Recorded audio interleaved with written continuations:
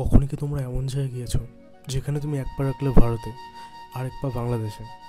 না, তাই তো? তাহলে চলো আজকে ঘুরে আসবো 3 বিঘা করিডোর থেকে, একটি ছোট্ট জমির টুকরো যেটি মাত্র 178 মিটার লম্বা আর 85 মিটার। তবে আমরা যদি আরেকটু ইতিহাসে ফিরে যাই তাহলে জানতে পারবো যে সব গল্প মধুর হয় না। এই কুচিলিবাড়ি ভারতীয় বাসিন্দারা বলেন যে এই করিডোর তাদের যাতায়াতে বাধা দেয়। 1992 সালে যখন এটা খোলা হয় তখন বিক্ষোভে উত্তপ্ত হয়ে ওঠে এলাকাবাসীরা। এমনকি 1980-এর দশকে এই করিডোরের বিরুদ্ধে কয়েকজন প্রাণও হারান। তাদের স্মরণে এখনও 26শে জুন শহীদ দিবস পালন করা হয়। বাংলাদেশের পতাকা দেখতে পাচ্ছ? হ্যাঁ, বাংলাদেশ পাকিস্তান দুটোই এক, যদিও আমাদের চোখে। কোথায় গেল? এখান থেকে ক্যামেরাতে আসছে না? আসবে, তুমি এখানে আসো, এখান থেকে আসবে বসতে। না, ও দেখার আমার কোনো ইচ্ছা নেই। তো এই কনসেপ্টটা এসেছিল স্বাধীনতার পরপর, যখন দেশ ভাগ হয় তখন পূর্ব পাকিস্তান আর পশ্চিম পাকিস্তান তো এক ছিল, পাকিস্তানের আন্ডারে ছিল বাংলাদেশ। তো এখানে এমন কিছু কিছু জায়গা ছিল যেখানে বিক্ষিপ্তভাবে বাংলাদেশিরা ছিল, ভারতীয়রাও ছিল, মানে একটা ল্যান্ড ডিসপিউটের মতো। যেমন আমার এরিয়াতে কিছু বাংলাদেশি লোক ছিল, তখন ভারত বাংলাদেশের সম্পর্ক এতটা হস্টাইল ছিল না যে তখন এই দেশ থেকে তাদের সরিয়ে দিয়ে, কারণ এই এরিয়াটা ছিল খুবই ক্ষুদ্র, ছোটো ছোটো কয়েকটা গ্রাম ছিল। এবার সেই গ্রামগুলো উচ্ছেদ না করে তখন একটা মিউচুয়াল আন্ডারস্ট্যান্ডিংয়ে চলছিল। এমন একটা আন্ডারস্ট্যান্ডিং ছিল যে বাংলাদেশের ভেতরে কিছু ইন্ডিয়ান গ্রাম থাকবে, আবার ইন্ডিয়ার ভেতরেও কিছু বাংলাদেশের গ্রাম থাকবে। যেরকম হয় না যে বিবাদের ক্ষেত্রে যে তোমার জায়গাতে আমার কিছু জায়গা পড়লো, আমার জায়গাতে তোমার কিছু জায়গা পড়লো, নিজেদের মধ্যে একটা মিউচুয়াল করে আমরা সেই বিষয়টাকে সর্ট আউট করতাম। মানে এরকম একটা কনসেপ্ট থেকে এই 3 বিঘা কনসেপ্ট এসেছিলো। 3 বিঘার ব্যাপারটা কি, সেটা এবার আসল গল্পে আসি। তখন ইন্দিরা গান্ধী ছিলেন আমাদের দেশের প্রাইম মিনিস্টার, শেখ মুজিবুর রহমান ছিলেন বাংলাদেশের। একটা অ্যাগ্রিমেন্ট হয় তখন, এই যে সমস্যা, এই যে বিবাদ, এই বিবাদটাকে পুরো নির্মূল করার জন্য তারা একটা অ্যাগ্রিমেন্টে উপস্থিত হয় যে বাংলাদেশের ভেতরে যেই জায়গাগুলো ভারতীয়রা থাকে, যেই গ্রামগুলোতে ভারতীয়রা থাকে, সেগুলো পার্মানেন্টলি ভারতীয়দের জায়গা হয়ে যাবে। আবার ভারতের মধ্যে যেই জায়গাগুলো বাংলাদেশের লোকজন বা বাংলাদেশের গ্রাম আছে, সেগুলো বাংলাদেশকে পার্মানেন্টলি একটা চুক্তির মাধ্যমে দেওয়া হবে।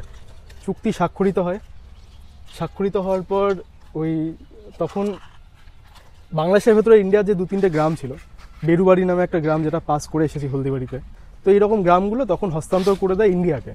কিন্তু ইন্ডিয়া অ্যাজ প্রমিসড সেই কাজটা তখন করতে পারেনি, কারণ ভারতের কিছু জায়গা বাংলাদেশকে দেওয়ার জন্য তখন একটা সংসদে অ্যামেন্ডমেন্ট করতে হতো, একটা কনস্টিটিউশনাল অ্যামেন্ডমেন্ট করতে হতো। যেই কনস্টিটিউশনাল অ্যামেন্ডমেন্ট তখন পলিটিক্যাল কোনো কারণের জন্য করা হয়নি। তারপরে ব্যাপারটা এরকম ঝুলতে থাকে। তখন সময় 2011 সালে তখন তৎকালীন কংগ্রেস শাসন ছিল ভারতে।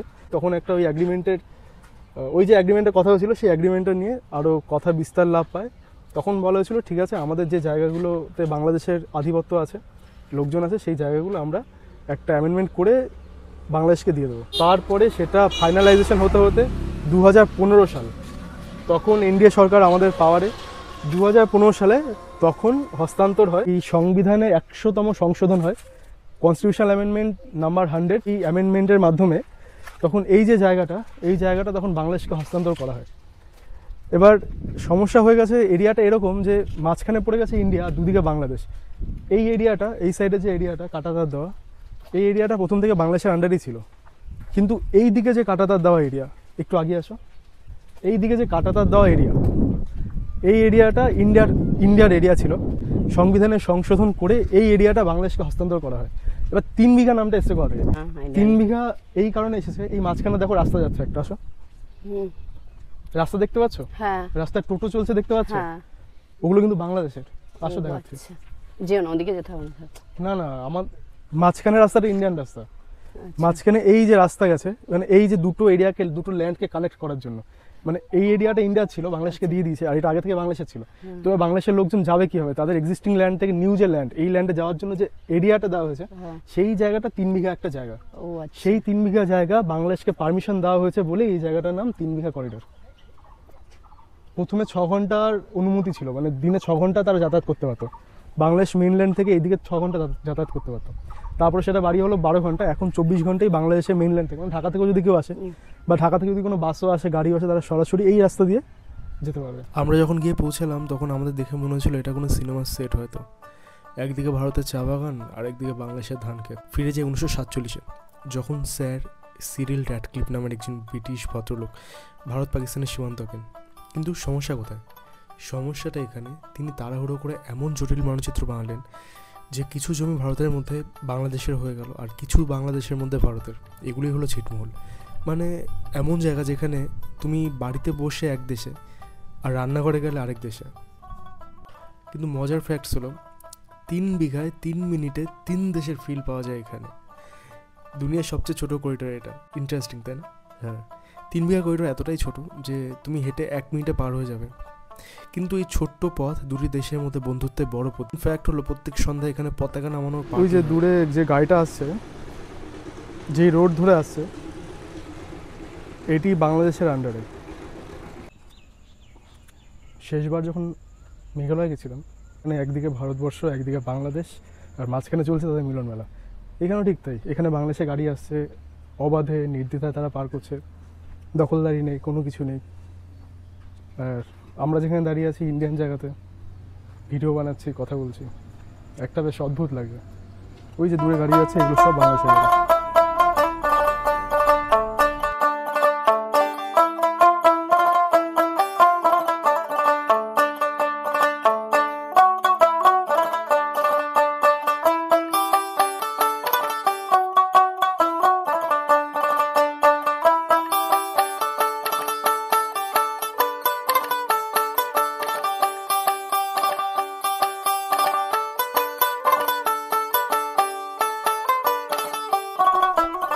এবার একটু জেনে নিই এখানে কিভাবে পৌঁছাবো। এখন যে জায়গাটা দাঁড়িয়ে আছে এটা হচ্ছে হলদিবাড়ি বাস স্ট্যান্ড। আর ওই দিক থেকে, জলপাইগুড়ি থেকে এদিকে এসে সোজা চলে যেতে হবে মেখলিগঞ্জের দিকে।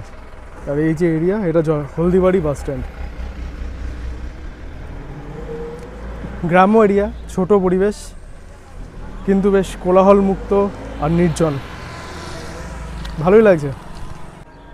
এখানে পপুলেশন ডেন্সিটি কম, আর যে কারণে এখানে যানবাহন আর যোগাযোগ ব্যবস্থা অতটা উন্নত নয়। অর্থাৎ আমরা আমাদের এরিয়াতে যেগুলো দেখে থাকি, যে কোনো জায়গায় যাওয়ার জন্য সব কিছু অ্যাভেলেবেল, এখানে দূরত্ব যদি বেশি নাও হয়ে থাকে, সেই অনুযায়ী যোগাযোগ ব্যবস্থা অতটা উন্নত নয়। আর সেটাই হওয়া স্বাভাবিক, কারণ লোকজন তো নেই।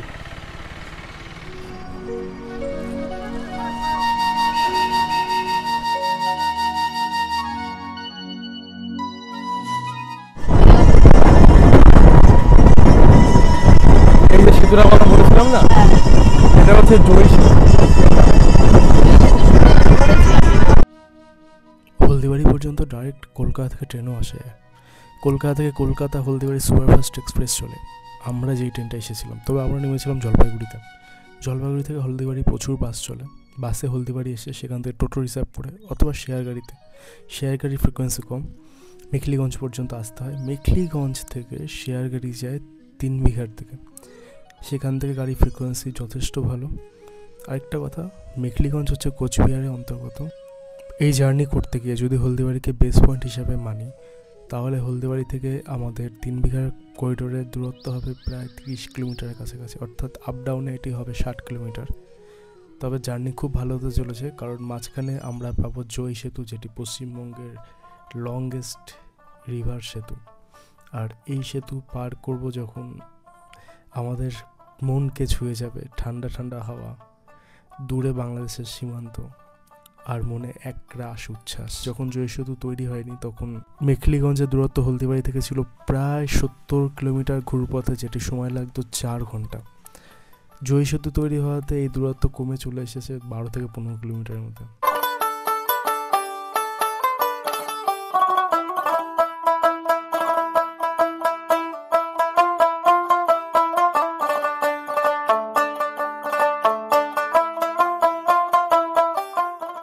তেলের শিশি ভাঙলো বলে কুকুর পরে রাগ করো, তোমরা যেসব বুড়ো খোকা বাংলা ভেঙে ভাগ করো, তার বেলা